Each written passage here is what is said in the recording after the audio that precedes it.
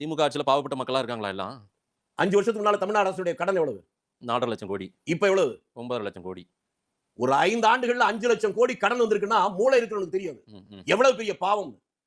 4 வருஷத்துக்கு முன்னால உங்க வீட்ல கரண்ட் பில் எவ்வளவு கட்டினீங்க? ரூ. 300 கட்டியிருப்போம் சார். இப்ப எவ்வளவு கட்டினீங்க? இன்னைக்கு ரூ. 900 கட்டுறோம் சார். அப்ப 4 வருஷத்துக்கு முன்னால உங்க ஹவுஸ் டாக்ஸ் எவ்வளவு கட்டினீங்க? நாங்க வெறும் ரூ. 2,500 கட்டணும். இப்ப எவ்வளவு கட்டுறீங்க? இப்ப ரூ. 7,700 கட்டுறோம். புரியுதா? நான் சொல்ல வேணாம். உங்க வாயில இருந்து வந்துருச்சா? சரி. இதுதான். இதையெல்லாம் திரு ராகுல் காந்தி சொல்லணும்.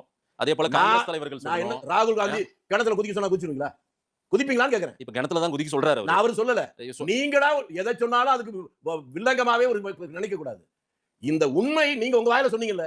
தமிழ்நாட்டுல இருக்கக்கூடிய எல்லா கோடானு கோடி மக்கள் இப்படி பாதிக்கிறாங்க. நான் அடுத்து உங்களுக்கு சொல்லட்டுமா? இல்ல சார், திமுக ஆட்சியில சொல்ல வரும்போது நிறுத்துறீங்க. நான் தடுக்கல. இந்த ஆட்சி வருகிற போது ஒரு மூட்டை நெல் நீங்களும் கிராமத்துக்காரன் தெரிஞ்சுதான் சொல்றேன். 60 கிலோ நெல் 1,300 ரூபாய்க்கு வித்துட்டு வந்தேன். ட்ரெயின்ல விட்டு இறங்கினா எக்மோர் ஸ்டேஷன்ல ஏத்த மாதிரி அப்ப ராம்பிரசாத் ஹோட்டல். அளவு சாப்பாடு 40 ரூபா. இப்போ அதே 1,300 ரூபாய்க்கு தான் விக்குது. அங்கிருந்து ரயில் ஏறி வர்றேன். இப்ப பேர் மாறி போச்சு சங்கீதா. அளவு சாப்பாடு 190 ரூபாங்கறான். நெல் விலை 1 பைசா கூட கூடல. சாப்பாட்டு விலை கிட்டத்தட்ட 5 மடங்கு கூடி இருக்கு. இதை நீங்க கட்டுப்படுத்த முடியுமா? நான் கட்டுப்படுத்த முடியுமா? அரசாங்கம் தான் அதை எப்படி கட்டுப்பிடிக்கணும். இதெல்லாம் பார்த்து மக்கள் பாதிக்கப்பட்டிருக்கா. நீங்க பாட்டுக்கு பொழுதுபோக்குல மீடியால உட்காந்து ஆகா இந்த ஆட்சி பிரமாதம்னா மக்கள் என்ன கஷ்டப்படுறான்னு தெரிய வேணாமா?